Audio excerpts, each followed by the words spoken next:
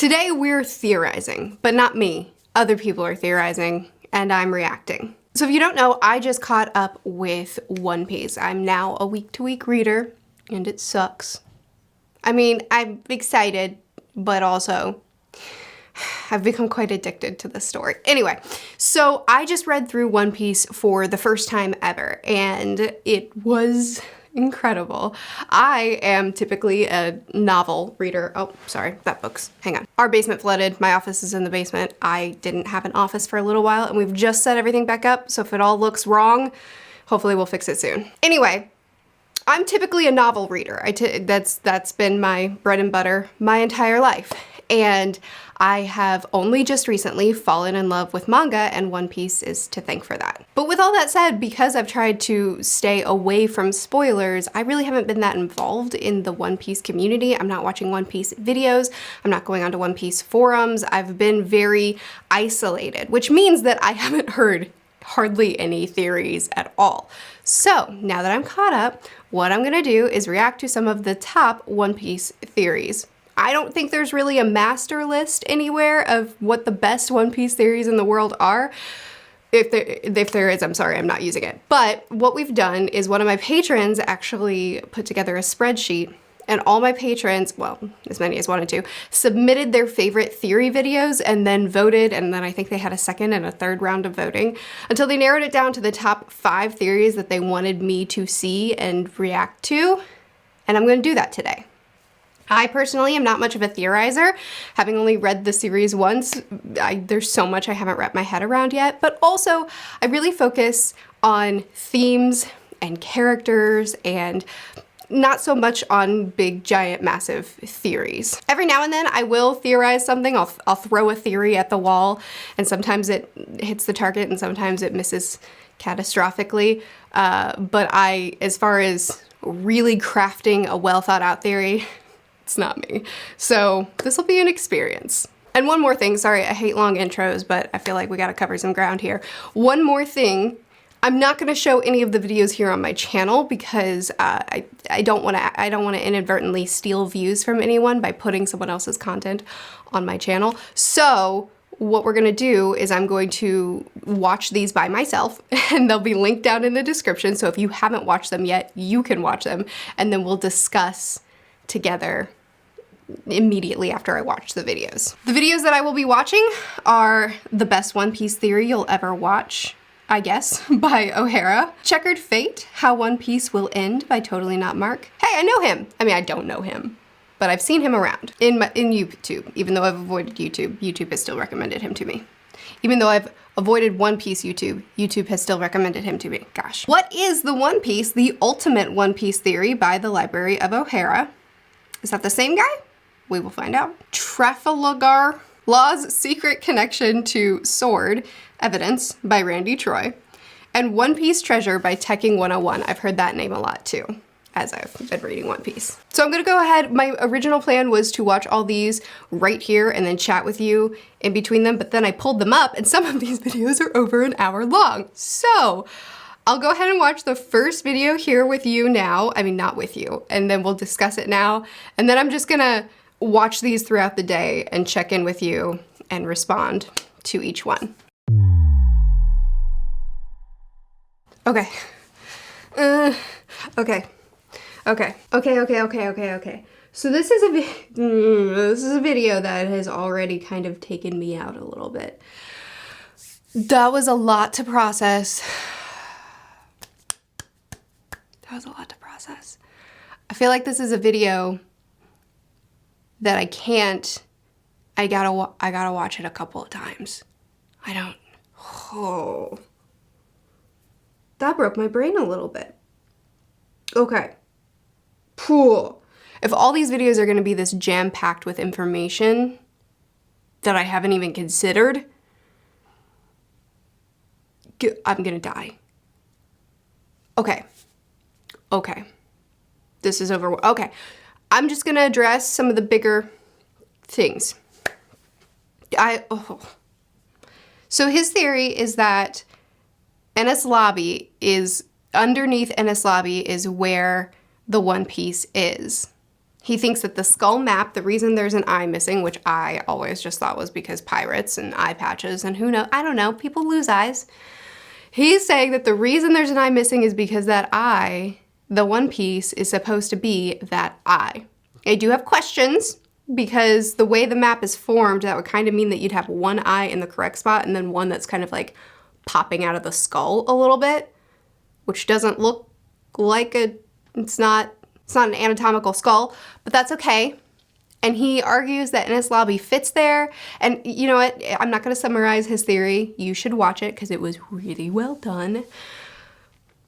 But he thinks that, okay, I really like the parallels he drew between Noland and Roger. That's quite clever. I really like the idea that Noland found the right eye and Roger found the left eye. One went up in the sky, one sunk down. I love the idea that the island of justice that the government uses, that the one piece was beneath it the whole time. That's a great like FU to the government, to the world government. I like that quite a lot. Also love Enies Lobby. Sometimes like I said, I've only read through the series once. Sometimes I get the timeline mixed up, but I'm pretty sure Enies Lobby, the end of Enies Lobby, is where we lose the Mary. I really love the idea that the Mary got us to our final destination. She just got us there early, which is quite poetic because Roger got to the One Piece early and Mary got us to the One Piece early. I really love that, and that seems like something Oda would absolutely do, that Mary did accomplish the goal of getting us not just as far as she could, but to the One Piece. We just weren't ready yet. That's very poetic. My janky theory has always been something that I've not shared because I don't have it put together yet. There are sections of the story that I need to reread before I can even begin to compose good thoughts about this, has always been that Laboon, we're not just going to circle back around to Laboon by uniting the two, but that Laboon is actually going to be integral in getting us to the One Piece because Laboon is a cyborg, and it seems like creating this cyborg makeup for Laboon has to serve a greater purpose than just he would have killed himself if, I don't remember his name, that one character didn't fix him up. And I like to think that him essentially, I mean, he's a submarine. We can go inside of Laboon's mouth and chill while he takes us wherever. Like for instance, if we had him with us when we went to the Knot Island where we had to have our ship coded in order to go down to Fishman Island, Laboon could have done that for us. I assume. I'm making a stretch. Anyway, it doesn't matter. I think that Laboon is going to become important again, and my janky theory has always been that Laboon's family, the flock of Laboons that we saw as soon as we got to the other side of the red line, as we got into the new world, that wherever their nest is actually the island. It's right, their nest is right, it's connected to the island where the One Piece is. And so I've always kind of thought that Laboon would bring us back to that point and somehow, I don't know how, and reunite with all these other Laboons and then that would carry us on to where the One Piece is.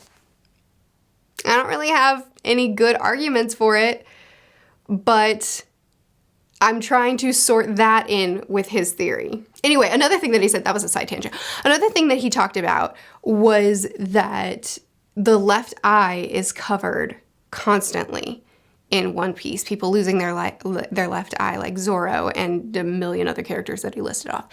And it's a good point. Oda does stuff like this where he has patterns and then those patterns seem like nothing and then suddenly there's something huge. That's totally legit and I'm down with it. However, one character he didn't mention that I immediately thought of is Sanji, because Sanji pre-time skip had his left eye covered, and then post-time skip when we're in the new world and when we've had our level ups and we're properly on track to getting the One Piece, or when we get to that Sanji post-time skip has his right eye covered and his left eye exposed. So when I heard him argue that, my immediate thought was Sanji is going to be integral in getting us to the One Piece. I don't know how. I have no reasons why, but I think that seems like something Oda would do, because I always thought the hair flop seemed a little bit, okay, cool. Now we see his other eye. No scar. That's disappointing. But that's all. Like, it's never been anything. But for that to actually be extremely significant, that Sanji's left eye was covered, and then when it's time for us to properly be on track to finding the left eye of the map, which is the One Piece, Sanji's right eye is exposed because he is going to, something about him and his dreams or his past or where he began, I don't know, is what's going to be the integral part of getting us to the One Piece.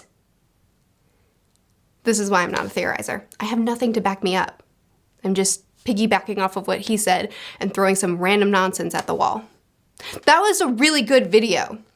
That was an excellent video. My brain feels like mud.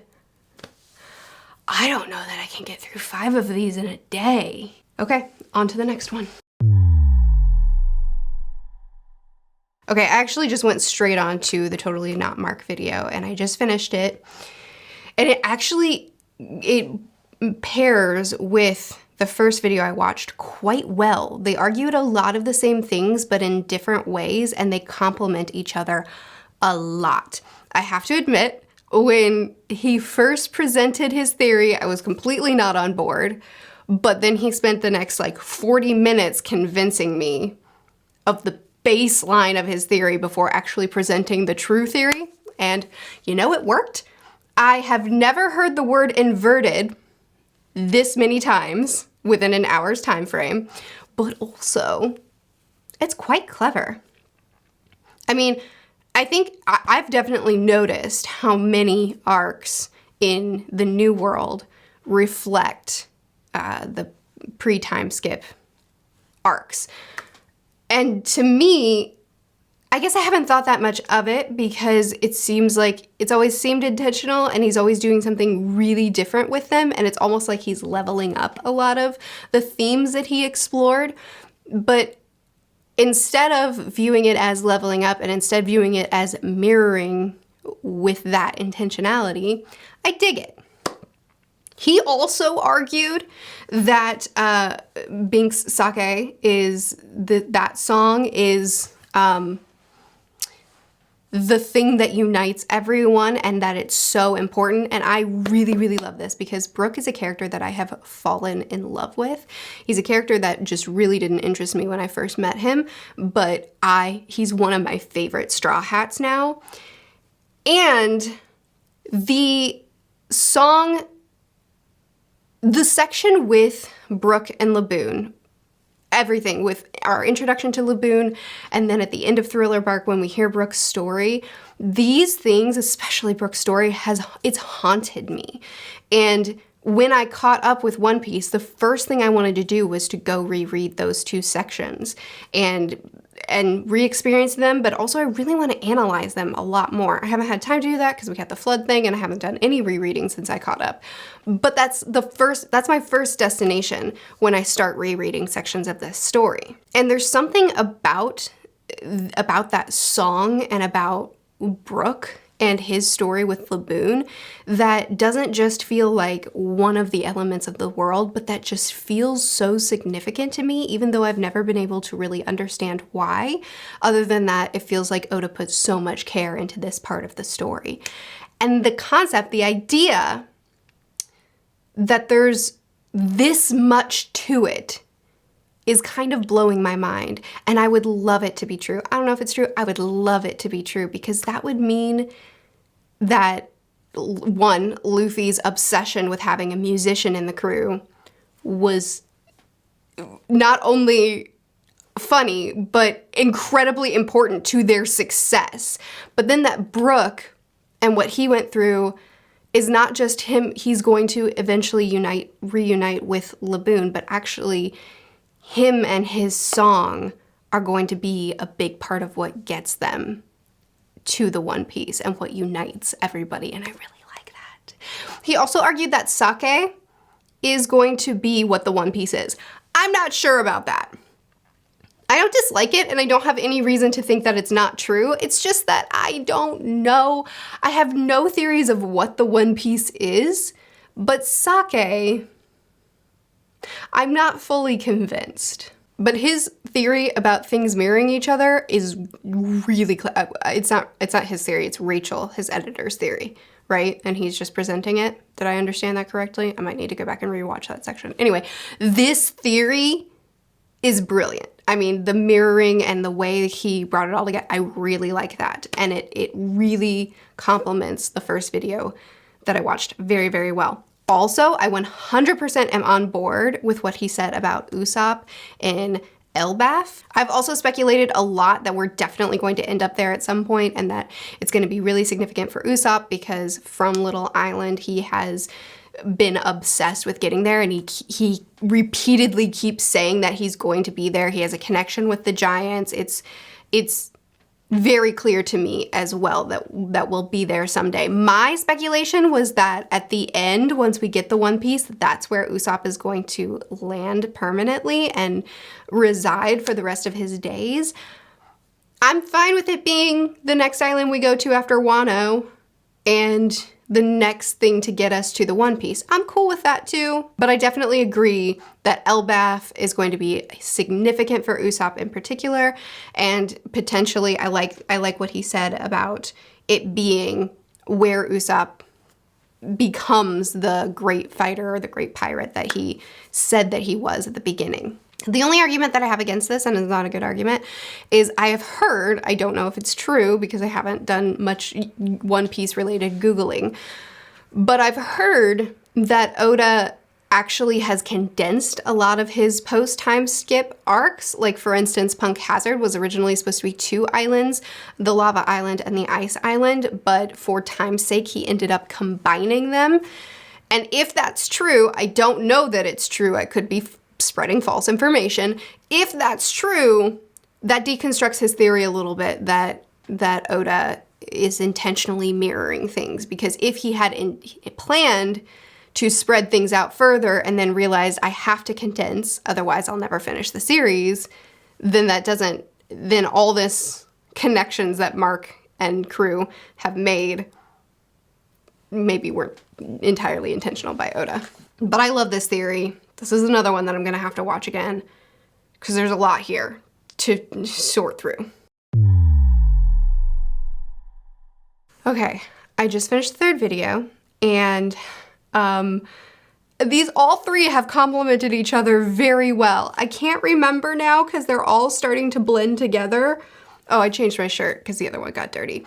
I can't remember now because they're all starting to blend together, but I'm pretty sure all 3 of these have argued that Binks' sake is extremely important to finding the One Piece and to this whole story coming to a conclusion, as well as sake is the One Piece. I'm pretty sure all 3 videos argued that. If not, at least the last 2 I've watched have. But anyway, this one convinced me more than the other they're all great, they're all wonderful, but this one convinced me the most that Binks' sake is extremely instrumental. This video spent so much time breaking that down and fully explaining that concept that I'm completely sold on that. Before, I kind of was happy to believe it because that sounded nice. I'm totally into it now. I believe you, and I really hope that's true, because that would be really, it feels like something Oda would do, and that whole section at the end of Thriller Bark has always felt more significant than just what it's been so far. It's always felt to me like one of the biggest moments emotionally of One Piece for me. So the fact that it all circles back around to Brooke and to that, I'm so into this theory, and you have fully convinced me. I'm also way more on board with sake being at the end now. it does suit the themes of the story quite well. Choosing who your family is, found family, choosing your own destiny, freedom, and plus two, at the end of every arc, they have partied. So ending it with them celebrating and drinking sake together and all the races coming together as family. Plus, one thing that I've noticed and talked about a few times is that Big Mom her goal is to have all races be able to sit together at the table as family.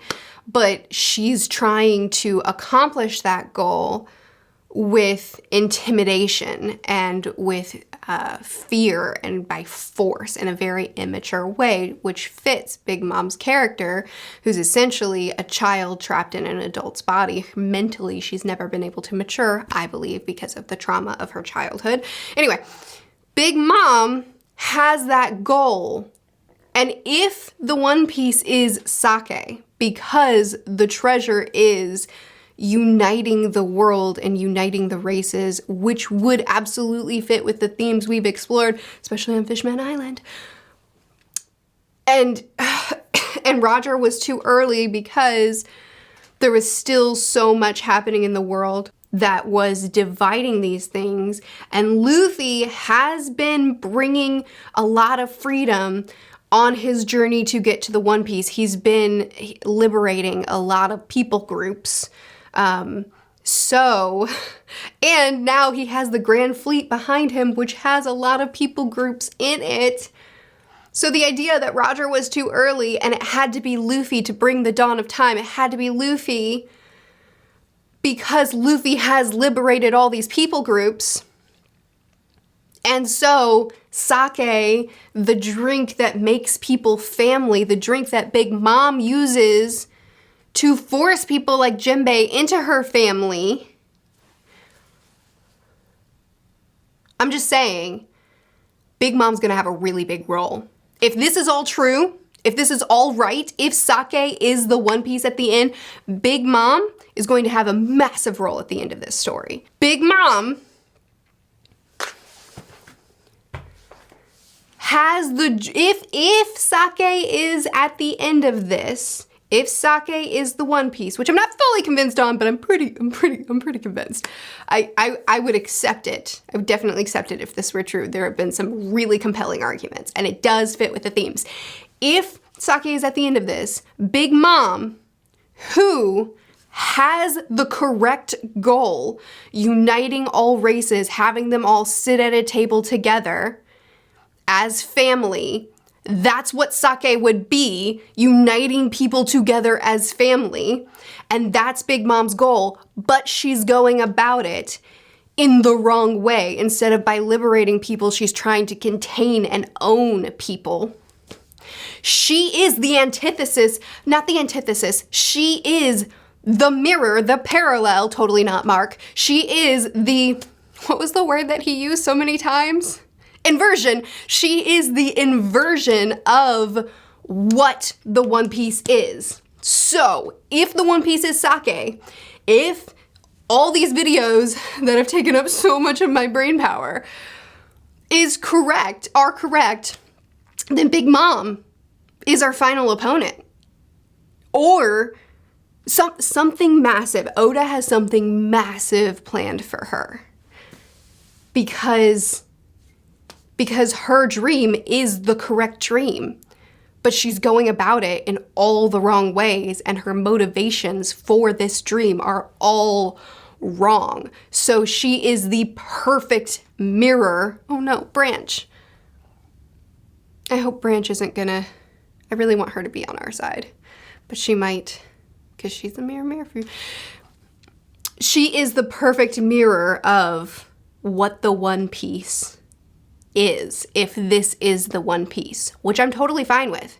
So Big Mom, who is a character that I've had so many highs and lows with her character and with the way Oda has handled her so far. I don't hate anything, but I do have highs and lows. There's something big that he has planned for her if sake is at the end, because Big Mom is she is that. She is what Sake would be, but all wrong. Oh man, my brain is just doing all this in one day. It was a mistake.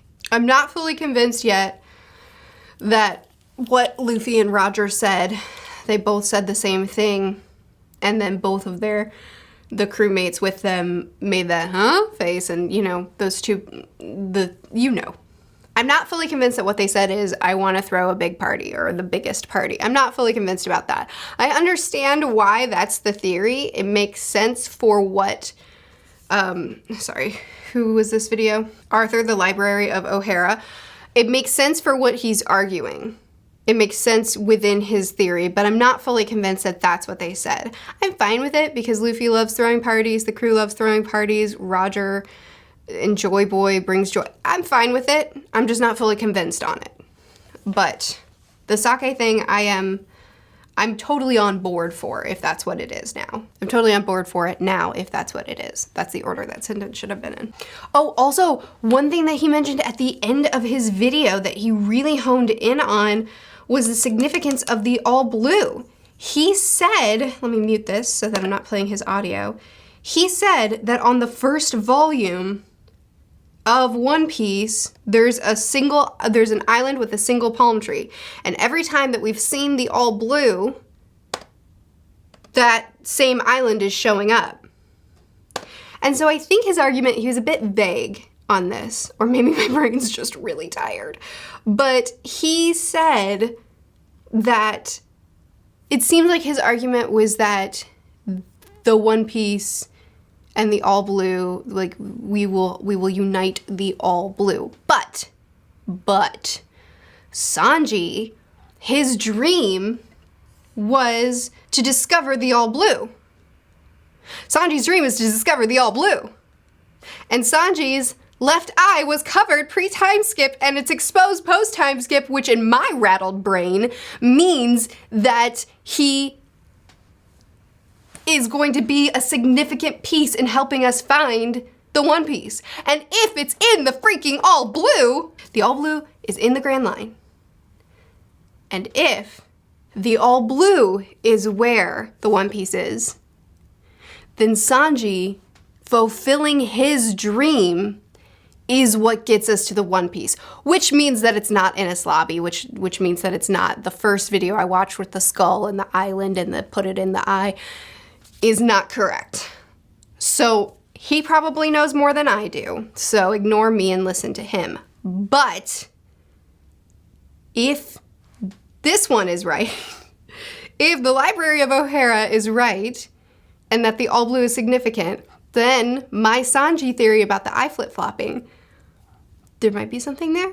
Probably not. I'm just throwing things at the wall and seeing what sticks. That's the way I theorize. Oh, I have more videos. I have 2 more to do. Okay, this theory took a lot less of my brain power. Thank you, let me find your name.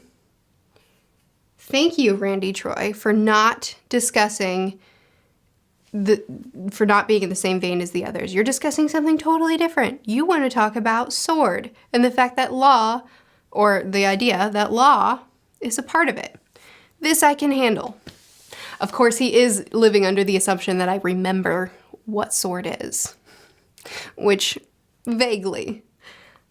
So sword is the secret organization that, oh man, I know Kobe's in it and X-Drake are in it. So it's a secret branch of the military. And I think we don't actually know what sword is about, right? We don't actually know the purposes of it. Unless I just have forgotten and misunderstood things, which is possible. There's a lot to take in One Piece, especially on your first read through. But I know Kobe and X-Drake are a part of it.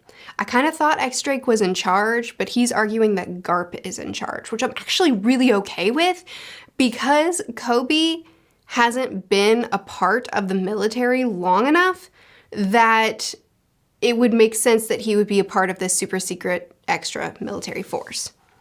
Maybe I'm wrong. Maybe I have my in-world timeline mixed up, which is definitely possible. But if Garp is the leader, Garp was the one that trained Kobe. So that actually sorts itself out quite well. And also, I don't know what the purpose of Sword is or what Sword is doing, but he did argue a bit about how, you know, Garp's disdain for the celestial dragons and his non-desire to rise up to the top of the military, even though he totally could, are indicators that he is a part of Sword. And that really makes sense, especially since Garp doesn't really seem to fit into the military anyway of this world. So him actually having an alternate agenda suits me.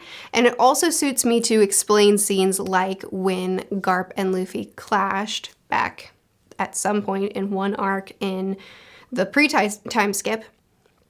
And Luffy was getting away and Garp had to throw cannonballs at him because that was his job. He didn't have a choice. But then whenever Luffy got away, Garp was happy and he was celebrating that Luffy got away.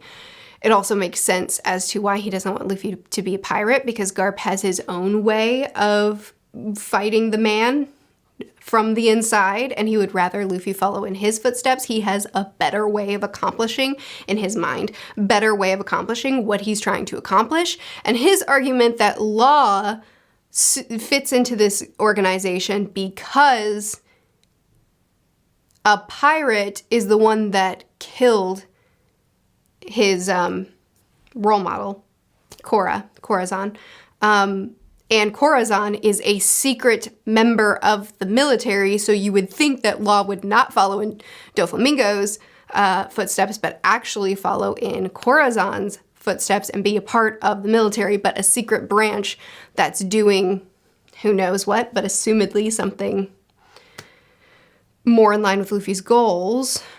Ooh, that was a lot to process. Sword is trying to take down the military, the world government from the inside, so that Sword's goals actually align with Luffy's goals and with the Revolutionary Army's goals, which would again be very poetic because these three generations, Garp, Dragon, and Luffy, who all seem to be going in opposite directions, are actually all going in the same direction. They have the same goal, they're just coming at it from different angles. So in the end, when we have the final war that will eclipse Marineford, these three divided forces that can't seem to connect, that don't seem to have the same ambitions, or don't seem to have the same goals, and Luffy doesn't want to follow in either of their footsteps, all three generations will actually be able to fight side by side because at the end of the day, they have the same goal. So I actually really like the idea that Law is a part of Sword and that Garp is the leader of Sword, even though it seems like Drake is, but I don't know. I like this idea because even though I know nothing about Sword, and probably I should know more than I do, I've just forgotten some things, so maybe everything I'm saying actually doesn't fit at all, and I'm sorry, but I like the idea that they're a part of Sword and that Law is actually pretending to be a pirate, but really which would also be really poetic. I know I'm overusing that, but Oda is really poetic. It would be really because Corazon was pretending to be a pirate, but a government worker in disguise. And so now Law, who inherited his will, is pretending to be a pirate, but really a government worker in disguise. It's beautiful. I'm totally into this theory. I'm gonna go ahead and just sit here and watch the final video because it is only 30 minutes and I have to take my kids to the park. Okay, so his argument is that the One Piece is a button, and the button would sink the Grand Line and unite the oceans and make it one piece. So the Grand Line will fall, and the button it would make it fall. However, if you do that, then it would also cause mass destruction potentially, because if an entire continent falls, or a huge landmass falls, then it would cause flooding onto other islands. It would be devastating for the Earth. It would have a lot of consequences, which is very true. So it's really a moral question. Do we destroy the Grand Line and potentially cause chaos and harm across the world, but also you know, it would be something that unites all, and it would be something good for the world after they recover from the devastation. So that's his argument. I don't know about a button. I'm not convinced on that one. But let's talk about it. If this were true, I think Luffy absolutely wouldn't push the button. You know, he mentioned that it's a philosophical question. It's a moral question. Do we do something for the greater good, unite people, and potentially cause the world government to fall? But in the wake, innocents could be harmed or die. And so he's saying it's a moral question. But the thing is that I don't think that's a moral question for Luffy. I don't think Luffy would consider that for a moment.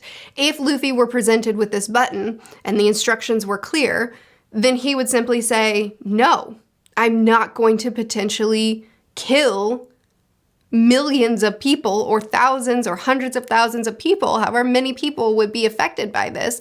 I'm not going to do that. Even if it's possible that they could recover, I'm not going to potentially do that. I'm going to find a different way to unite the world and to bring down the world government. I think that Luffy's attitude towards bringing people freedoms and Luffy's mentality about uniting people and his way of fighting oppression it's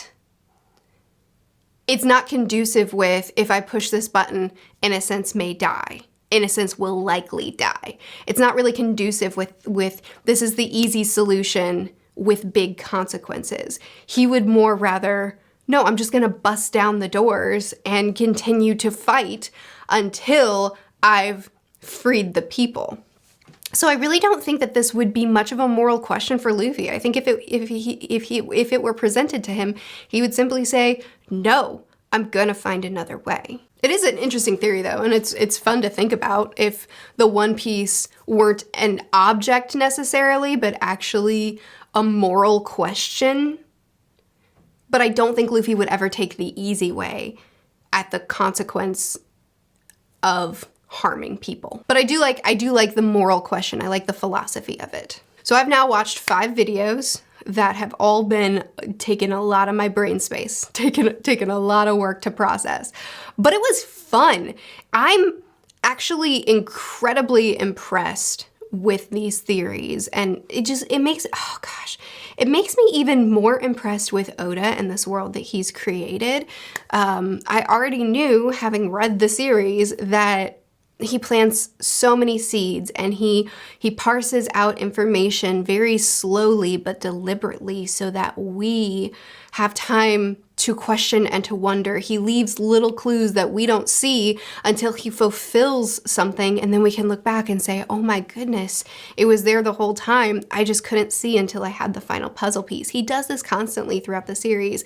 I've seen it happen in action so many times, and people actually taking those little puzzle pieces that have gone over my head time and time again, taking those little puzzle pieces and trying to figure out how they fit together and trying to imagine what Oda has planned is really incredible to me. Honestly, One Piece, the series, I've said this before, I've had such a great experience with the fandom. With any fandom, there's people that are less pleasant to be around, but I personally have had an overwhelmingly positive experience with this fandom. People welcoming me in, even though I'm the epitome of a newbie for manga and for One Piece, and just in general, I don't know what I'm doing here, but being so fully welcomed in has been an unbelievable experience.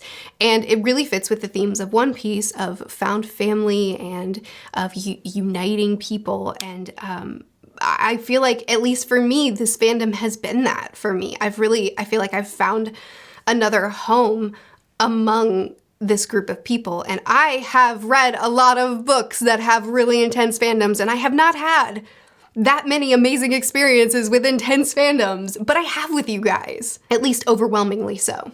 And it really blows my mind that not only what this series brings is an incredible story with amazing characters, with a wonderfully, wonderfully explored themes, but it also brings family. But then not only that, one way that people come together is through picking apart this story in such elaborate ways. And the fact that this story can go in so many different directions, and it's all believable because not only is Oda a master crafter of story, but also he's a loon bat. And so it could really go any direction because he could just come out of nowhere with things but still make it make sense. It really blows my mind.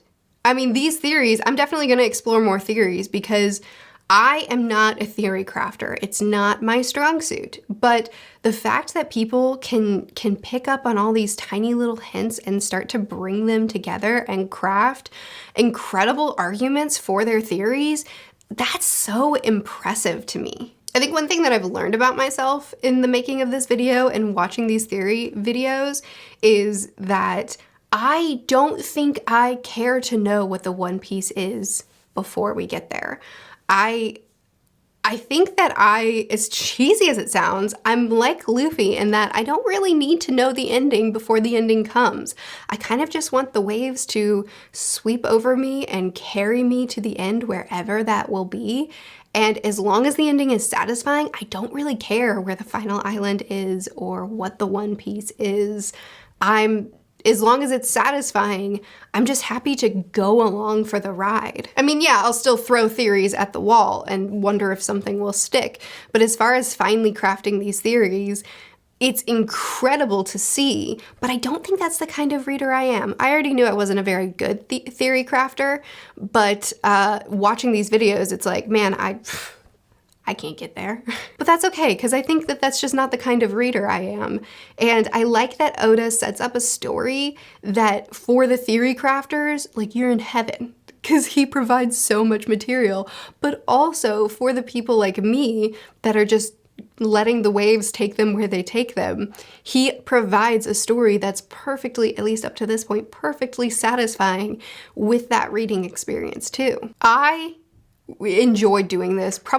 I was excited to do this video, but I enjoyed doing this video more than I expected because not only did it give me a greater appreciation for the intricacies of the series, which I already had an appreciation for, but holy cow, but also it gave me a greater appreciation for the community, which I already had an appreciation for, but my goodness, the way the community comes together and crafts these incredible theories, that's so impressive to me. I don't know. This was fun. I hope you liked it. I hope you checked out these videos too by other people who have spent a lot of their time crafting these theories. But there you go. Those are the reactions of someone who is not a theory crafter and who doesn't know nearly as much about One Piece as these other people do, but that loves it so much and I'm very impressed. I'm very impressed. And I have a lot to chew on now. I'd love to continue discussing it in the comments. I'm sure some of the outlandish things that I added to other people's theories, I'm sure they're all wrong, but please chat with me more in the comments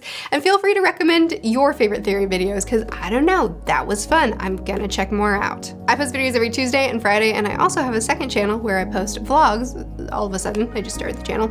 It'll be linked. I'll talk to you again some other time. I need to figure out a better intro than that. Bye. Outro. I need to figure out a better outro. My brain is mush.